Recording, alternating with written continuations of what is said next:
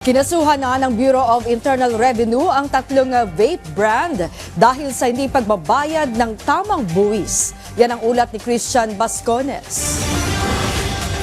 Nagsampa ng kasong kriminal ang Bureau of Internal Revenue or BIR sa pangunguna ni Commissioner Romeo D. Lumagi Jr. laban sa mga ilegal na negosyo ng vape na may tatlong brand, Flava, Denkat at Flair, dahil sa hindi pagbabayad ng buwis na umaabot sa higit 8 bilyong piso. Ayon sa BIR, malalaking negosyante ang nasa likod ng pagbebenta ng mga ilegal na produkto. Hindi ito ang huling pagsampa natin ng kaso.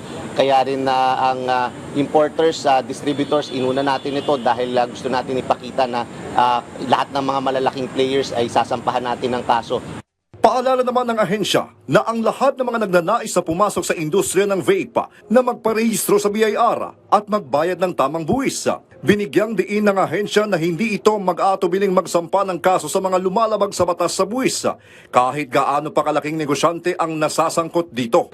Nagsampa tayo ng kaso laban sa mga malalaking importers at distributor ng vape products. Ito nga yung naimbestigahan na rin ng Kongreso, yung Flava, Flair at yung Denkat. Ang halaga ng vape products at yung excise tax na hindi nabayaran dito ay humigit kumulang nasa mga 8.7 billion pesos.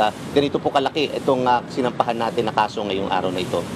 Kabilang sa mga kasong isinampa, ang ilegal na pag-aari ng mga produkto ng vape na walang bayad na excise tax sa ilalim ng Section 263, tax evasion sa ilalim ng Section 254, at kabiguang maghain ng excise tax returns sa ilalim ng Section 255 ng National Internal Revenue Code ng 1997. Ang pagbawi ng kulang na excise taxes at mga parusa na hindi pa nababayaran ng mga ilegal na negosyante ng vape na umaabot sa 9 billion pesos ay kabilang din sa mga kasong isinampa ng BIR. Christian Bascones para sa Pambansang TV sa Bagong Pilipinas.